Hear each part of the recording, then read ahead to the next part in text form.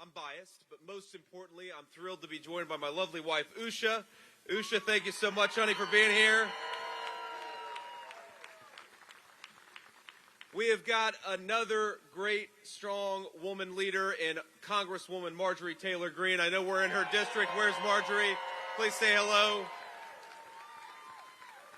Now, you may not know this, but one of the very first endorsements, and frankly the first really important endorsement that I got, was when I was running in the Republican Senate primary in Ohio a few years ago, was from Marjorie Taylor Greene. So she's been a great friend of mine. She's a loyal person. And you guys have a hell of a congresswoman here in Marjorie. We've got the great Lieutenant Governor Burt Jones. Burt, thank you so much, man, for being here. And you guys, we got not just Congresswoman Greene, but you've got a great person running for Congress in the state of Georgia, Brian Jack. Brian, please say hello to everybody. Thank you, man. So one of the things that we have got to do better is that we have got to stop the crazy policies in this country that cause mills like the one that we're standing at right now to get shut down, to get closed down, and to get shipped overseas. I read a little bit about this mill, and Marjorie told me a little bit about it when I arrived. This was once, for over 100 years, a place where we made great American products with proud American craftsmanship.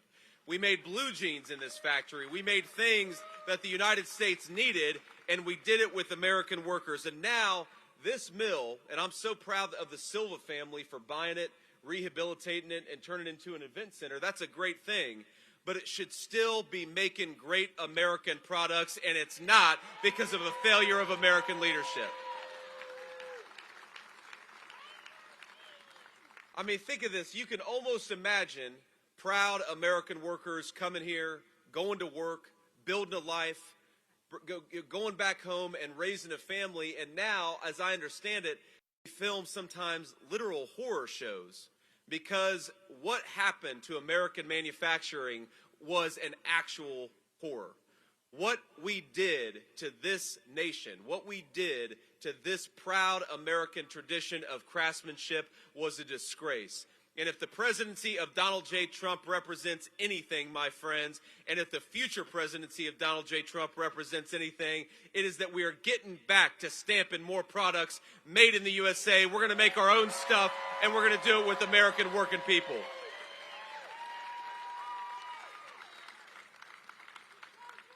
Now, we got to remember that, while Kamala Harris, she runs from the media and she runs from the American people, this is a person who has the audacity to stand before the American people and say that on day one she's going to fix the very problems that Kamala Harris created. Now, Marjorie and I haven't been in politics for long enough to be this shameless. Maybe if we've been in politics for 30 years, we could stand as the sitting vice president and tell people that we're going to do something on day one. Well, Kamala Harris, you've been vice president for 3.5 years. Day one was 1,400 days ago. What the hell have you been doing with all that authority the American people gave you? Get to work and stop talking about what you're going to do. Go ahead and do it. Now, and let's just talk about the record of Kamala Harris. When she was in the United States Senate and Donald Trump was undoing the terrible NAFTA trade deal that destroyed a lot of American factories, Kamala Harris was voting and fighting to preserve NAFTA. What a disgrace. This is the person who says that if we make her president, she's going to fight for working people. But when she was in the United States Senate, she stabbed working people in the back every single day, and she's going to do it again. So what is our message to Kamala Harris and to the media that's trying to install her as the next president? Our message is, Kamala Harris, you're fired. Go back to San Francisco where you belong.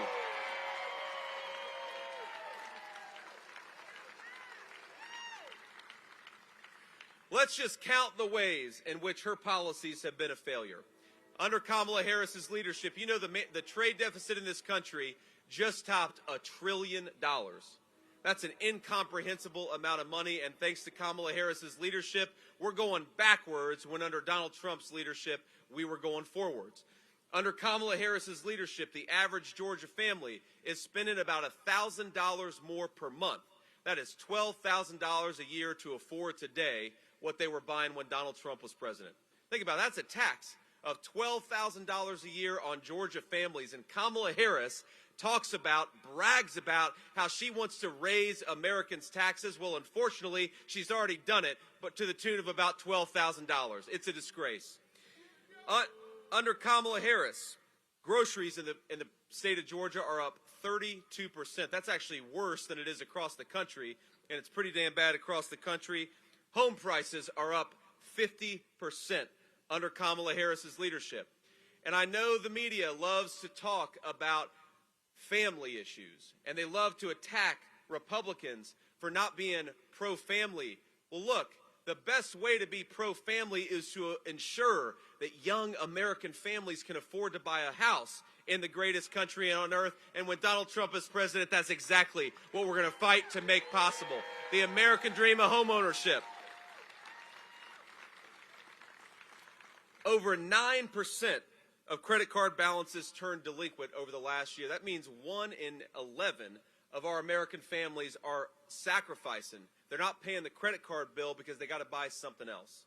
Over 8% of auto loans turned delinquent. That's a lot of American families trying to make the car payment but can't afford it because of Kamala Harris's policies.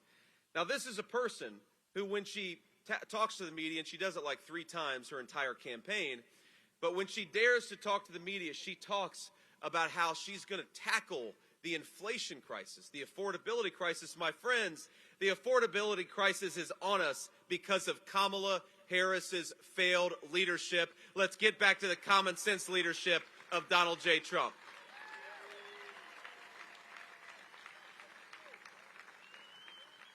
Now let's just talk about Kamala Harris's interviews for a little bit, because, you know, it's interesting. I think she is the only presidential candidate in American history where every time she opens her mouth, the other side gets about 100,000 votes.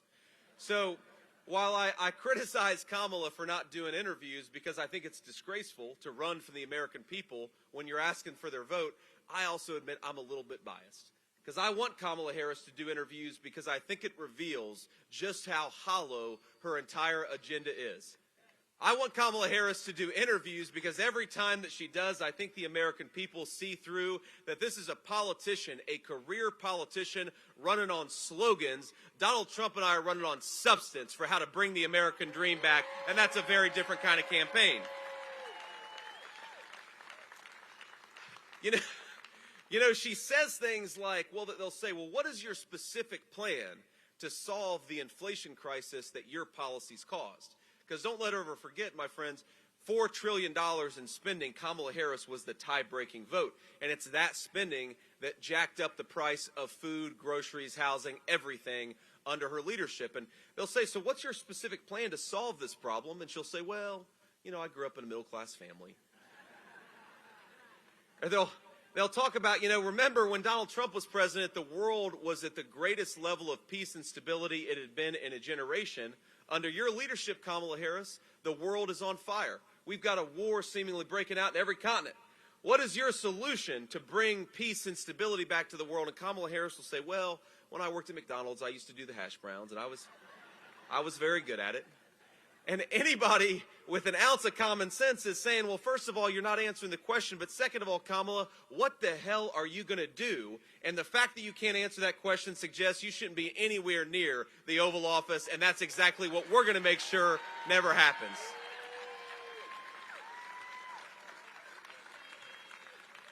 And look, it's not just the economic policies, because we know that Kamala Harris, every time that she makes a decision, it makes the American people worse off. Now, I was talking to Bert, the lieutenant governor, about this earlier today, and he, to his great credit, did what a leader should do. He showed up and surveyed the storm damage in the southeastern part of that state. And I know everybody here joins me in saying that our prayers are with the people recovering from these deadly, terrible storms. We're thinking about you. We're caring about you. But it's not just enough to think and care as an American leader, it is your job to show up and do what is necessary. And here's what bothers me so much about Kamala Harris, and I think about all the things that we could criticize her on. But at the beginning of her administration, you know that she fought very hard to make sure that COVID relief money went to illegal aliens, to the tune of $1,000 per person, making sure that money went to illegal aliens. And she shows up to survey the storm damage a couple days ago, and she says that we're going to give $750 to the people suffering from these devastating storms. Well, Kamala, I think you've got it exactly the opposite. The federal government ought to give all it can to the American citizens devastated by these storms, not to illegal aliens who have no right to be here.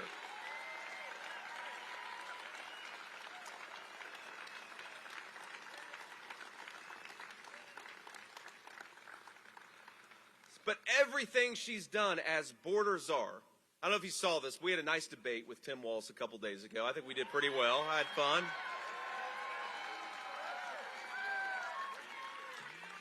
And I'll tell you that, the people ask where my strategy came from. It actually came from President Trump, because a few weeks ago I was talking to the president. We were, shooting the breeze like we often do. And he said, "Well, what are you going to do in this debate?" And I said, "I don't know. What do you think I ought to do in this debate?" And he said, just be really tough on her. And a kind of light bulb went off. A lot of American citizens don't realize that Kamala Harris cast the tie-breaking vote to cause all this inflation, $4 trillion in new spending. And a lot of Americans don't realize that Kamala Harris was the border czar during the worst border crisis in the history of this country. And I thought, President Trump is exactly right. Why am I going to go after Tim Walz? I'm going to spend that 90 minutes and I'm going to hammer Kamala Harris on her failed record. And so that's what I did. But I saw that CBS, one of the, the fake journalists, 3 years ago, CBS ran a story calling Kamala Harris the border czar. And then they had the audacity to say, well, J.D. Vance was missing context when he called Kamala Harris the border czar. Well, I guess CBS was missing context 3 years ago when they made the exact claim, but this is how it works, my friends. They run away from their record, because Kamala Harris's record on the border is a disgrace. On day one, they did 94 executive orders undoing Donald Trump's incredible success at the southern border. They bragged about the fact that they wanted to open the American southern border, and that's exactly what happened. And thanks to their leadership, we've got a record amount of fentanyl coming into our communities. The Mexican drug cartels are running drugs, sex trafficking, and illegal guns in our communities. And it's funny to me, Kamala Harris says that she cares about crime, but she wants to do gun grabbing from lawful American citizens. I think if you care about crime, protect the rights of American citizens to own a gun if they so choose, and take the guns away from the Mexican drug cartels, but she wants to do exactly the opposite. Doesn't make any sense. So let's just talk about the contrast here between Kamala Harris's record and Donald Trump's record, and then, of course, the vision for the future.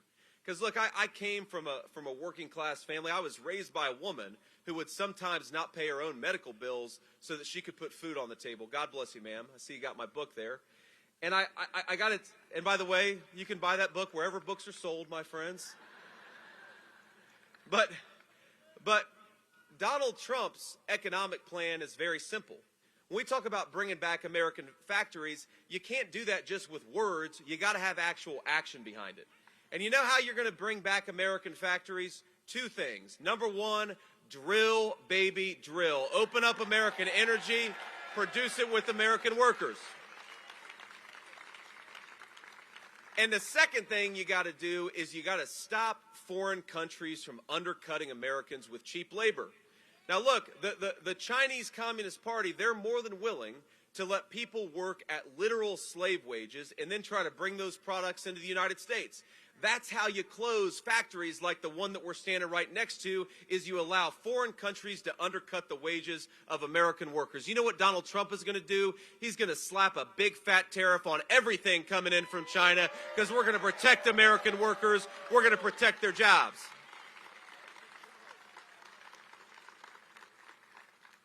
Donald Trump wants to cut taxes for American working families and raise tariffs on the foreign countries and the foreign companies that are shipping jobs overseas. Kamala Harris wants to raise your taxes and facilitate the people who are shipping jobs overseas. I think that Donald Trump's plan makes a lot more sense, don't you? Kamala Harris wants to further open the border. She wants to grant asylum and parole to millions upon millions of illegal aliens. Donald Trump wants to build the wall and send those illegal aliens back home. They don't belong in this country. They belong in their own. And I want to send a message to everybody who's in this country illegally. While you've heard from Kamala Harris that she's going to give you free Medicare benefits and free health care benefits, she's going to give you free housing benefits paid for by American taxpayers, Donald Trump's going to win the White House. We all believe that, right?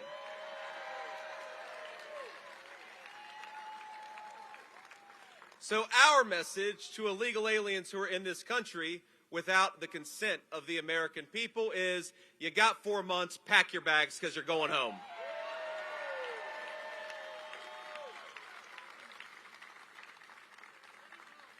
Under Kamala Harris's leadership, I couldn't believe this. I had to double check it. 425,000 illegal migrant criminals are in the United States of America. That's more than twice the size of the U.S. Marine Corps. We got some Marines out there, I'm sure. Semper Fi to the Marines. But, I think if anything, we ought to make the Marine Corps a little bit bigger and shrink the size of the illegal migrant crime population in this country. I think Kamala's got it backwards. There are over 400,000 illegal aliens in the state of Georgia. 120,000 Georgian students are the children of illegal immigrants. Think about what that does to the education of Georgia children when you drop in over 100,000 kids, many of whom don't speak English. And look, I've got all the compassion in the world for these innocent kids. We're not mad at the kids for coming into this country. We're mad at Kamala Harris for letting the Mexican drug cartels do drug trafficking and sex trafficking in the United States of America. But it's something that Kamala and her friends and Tim Walz always say. They talk about being compassionate. They talk about compassion for illegal immigrants. And look, I've got nothing against people who want to come into this country. My message is simple: come through the proper channels. But what about compassion for America's citizens? The American leadership ought to care about our people. The American president ought to put the interests of American citizens first. And if you want to have compassion for anybody, Kamala Harris, let's start with compassion for people who lost their jobs because of your policies. If you want to have compassion, let's start with compassion for people who can't afford their mortgage or their car payments because of your policies. If you want to talk about compassion, let's talk about the 100,000 Americans who are dying of fentanyl overdoses because of your policies. Compassion for the American president ought to start with the American people, and that's exactly where Donald Trump and I put our compassion. It's with our citizens and the people who deserve to be here.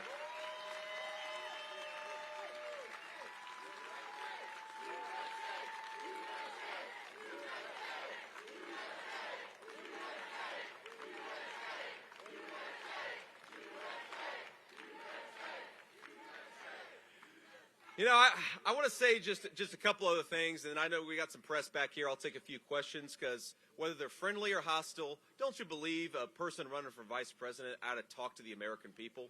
Common sense.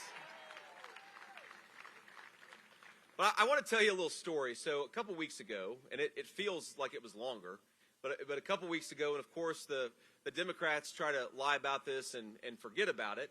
But I was sitting at home. It was a Sunday, and it was a rare Sunday where I was just hanging out with my 7-year-old son. I get a phone call from the president, and I answer it. He says, "JD, you're never going to believe what happened." I said, "President Trump, what's going on?"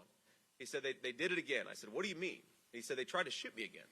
And this was before it became public. It was about 1:45 in the afternoon, and he told me the story of how there was a guy hiding in the bushes who, was going to take his life, but luckily a Secret Service agent saw the gunman. They fired at him. The gunman ran off, and of course, Donald Trump's life was saved. And let's thank the brave Secret Service agents for doing their job.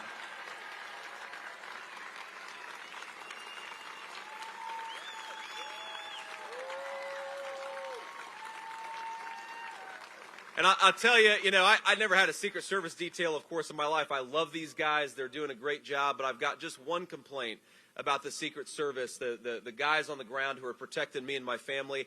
I wish they would drive a little bit faster. So, gentlemen, I love you, but we don't have to drive Miss Daisy anymore. We can go faster than 62 miles per hour on the highway.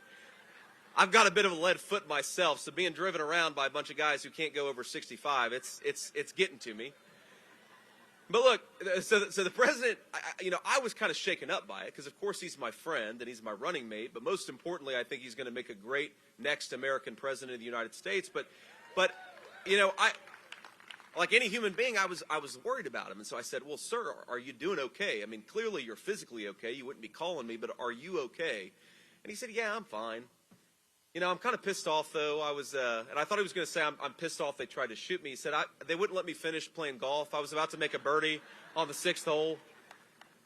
And something struck me at that moment that as much as the Democrats lie about Donald Trump, this is a man with the character to be president of the United States. And here's what I mean by this. What you want in a president of the United States is not a person who's terrified of the American media. You want a person who's willing to sit down and take some tough questions. You don't want a person who, when a terrible tragedy, even a very traumatic thing happens to them personally, you want somebody who stands up afterwards, puts their fist in the air, and says, fight, fight, fight.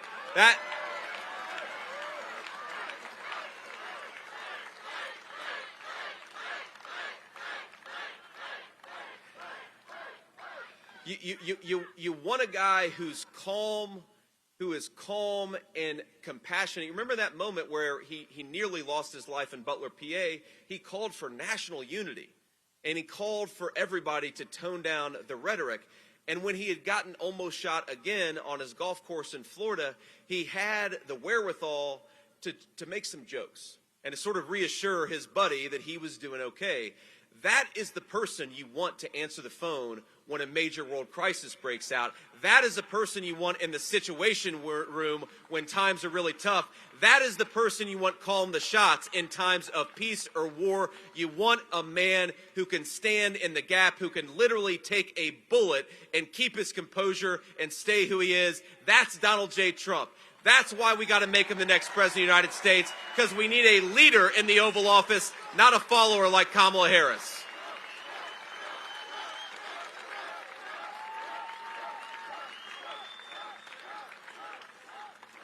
So I want to just say, and this is a message to everybody here, but especially to those who are watching.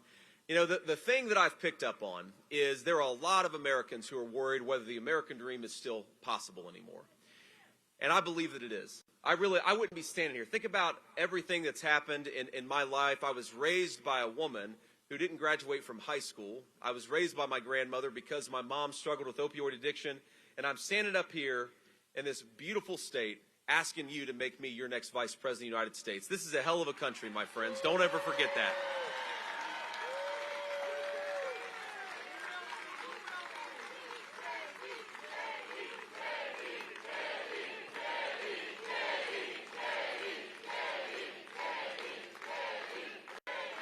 All right.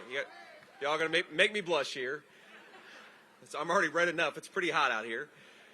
But look, I want to speak directly to those who are worried about whether the American dream is still possible, because I know there are a lot of folks who can't afford their mortgage right now. There are a lot of folks worried about how they're going to pay for their prescription drugs. There are a lot of grandparents out there taking care of grandkids they weren't expecting to take care of. There are a lot of people who are struggling under Kamala Harris's leadership.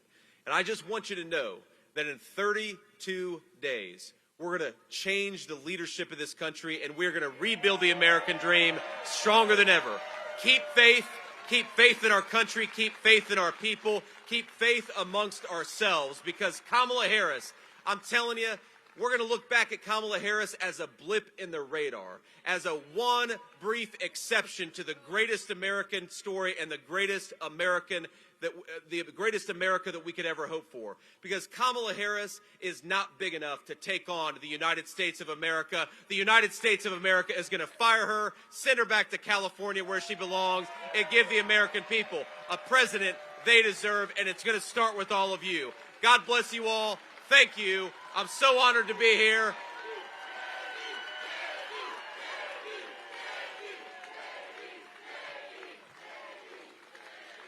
Now, and I know we'll take a few questions from the media. We'll keep it brief because it is hot out here. But if you're a reporter, especially a local reporter, I'd love to take your question. Excellent. Go ahead. Senator. Hi. Donnell Suggs with the Atlanta Voice. I wanted to ask you, what do you think about former President Trump having a third debate, a second with VP Harris, and maybe having it run like the one you just did, which seemed to focus mainly on policy and not on insults? Well, I think, first of all, I think Kamala Harris already had an opportunity to do a second debate, and she turned it down. I really think it's important that the media gets this story right, because there was an opportunity for Kamala Harris to do a second debate, but she said she didn't want to debate on Fox News, and so that's her decision to deprive the American people of a second presidential debate. But I think you're right, actually, that our debate focused more on policy than the first presidential debate, because the moderators were a complete disgrace, and Kamala Harris doesn't know how to talk about policy, so I'm not surprised the first debate was so empty of substance. But what's interesting to me is you ask Donald Trump what he wants to do, and he will give you an answer. What does Donald Trump want to do about foreign policy? What does he want to do about Russia, Ukraine? What does he want to do about Israel, Iran? But most importantly, what does he want to do to lower prices for the American people? And he will give you an answer. The reason Donald Trump will give you an answer and Kamala Harris will give you a slogan is because Donald Trump shows leadership and Kamala Harris shows the exact opposite of it. So that is the truth to the American people.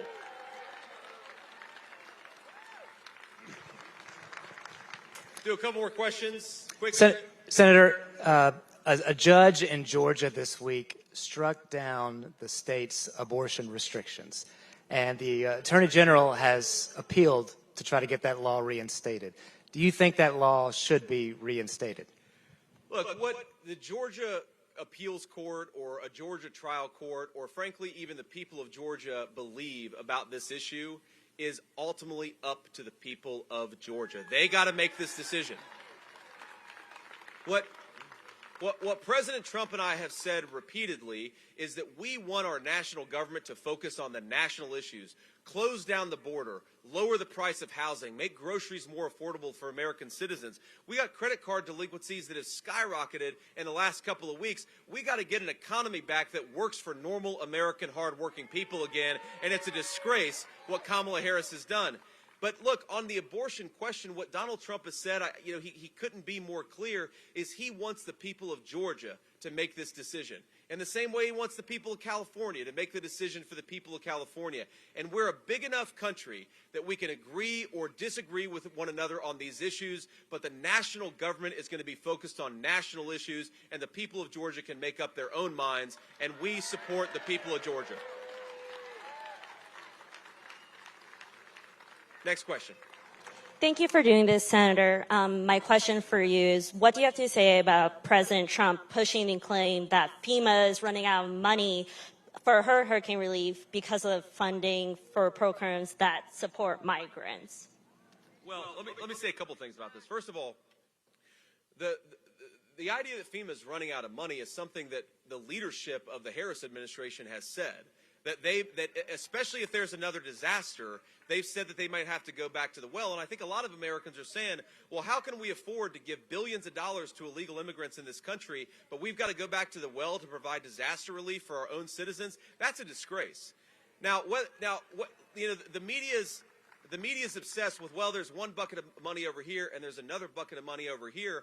I know beyond a shadow of a doubt that our own government is sending billions of dollars to illegal aliens when there are hardworking Americans.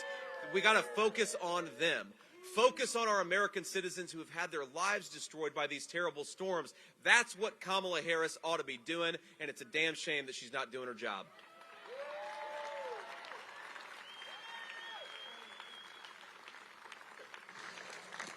Hi, Senator. Thank you for doing this.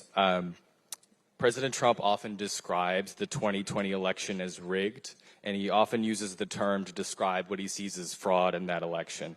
Trump said that again yesterday at a rally in Michigan, Senator, would you use that specific term, rigged? You have said in the past you have concerns about election integrity in the past and going forward. And do you concur with the president that the 2020 election was rigged?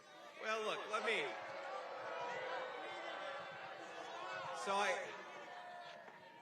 So I'm from Ohio. I'm not from the South, but I think in the South there's a phrase that really works. Bless your heart.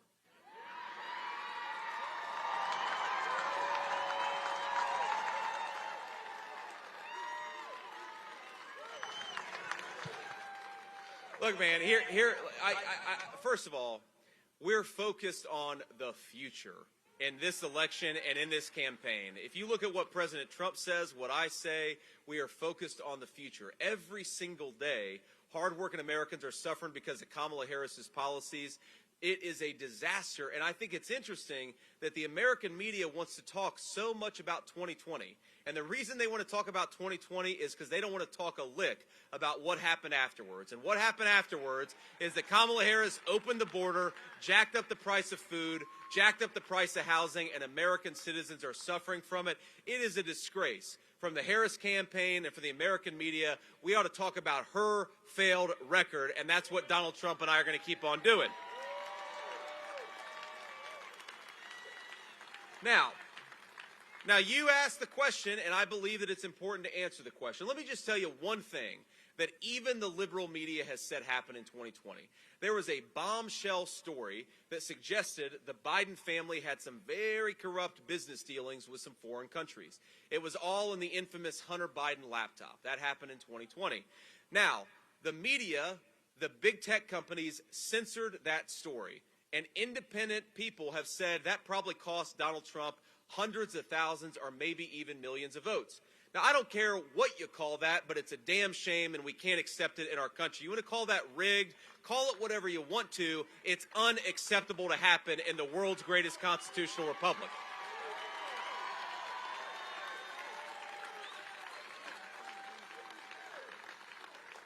I see another hand. I'll do one more, and then we'll have to hit the road. Thanks, Senator. It's Kip Maher again.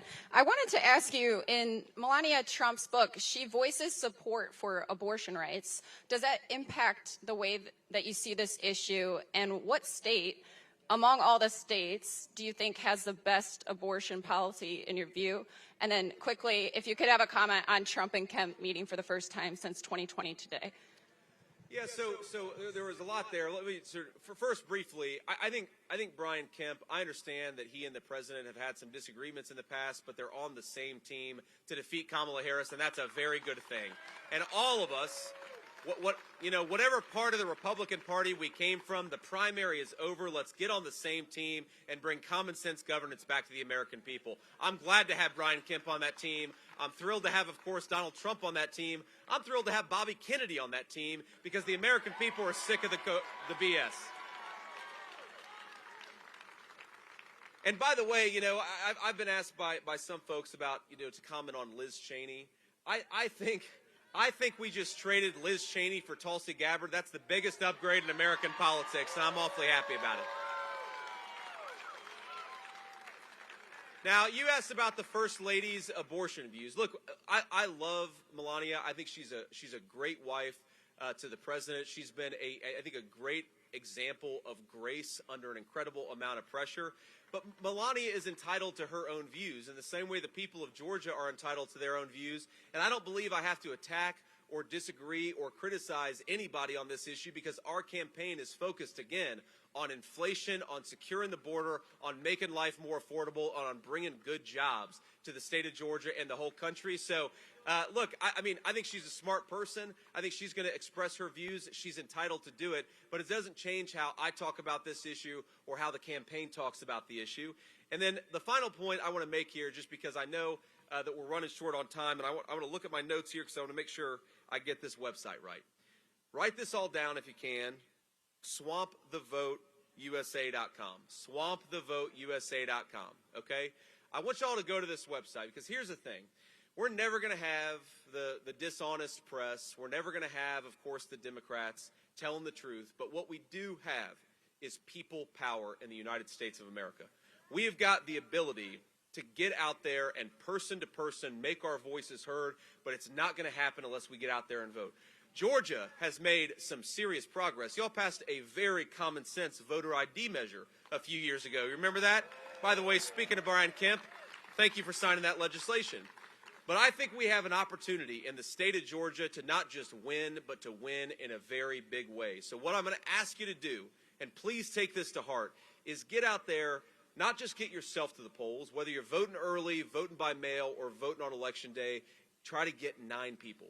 If every single person gets 9 people to join them at the polls, I think that we are going to have a crushing victory in the state of Georgia, and we're going to make this country great again. So please, please remember, we're not just running this race because it's going to be fun to beat the Democrats, but it is going to be fun to beat the Democrats, my friends. Trust me, I'm going to enjoy that. We're running this race because the American people have been failed by their government, and that has got to change. I want you all to see yourselves as fighters, as warriors, to give the great American people the government they deserve. They're not going to get it unless we get out there and vote and make Donald Trump the next president of the United States. Do your part. I'll keep doing mine. God bless you all. Thank you so much, and we'll see you soon.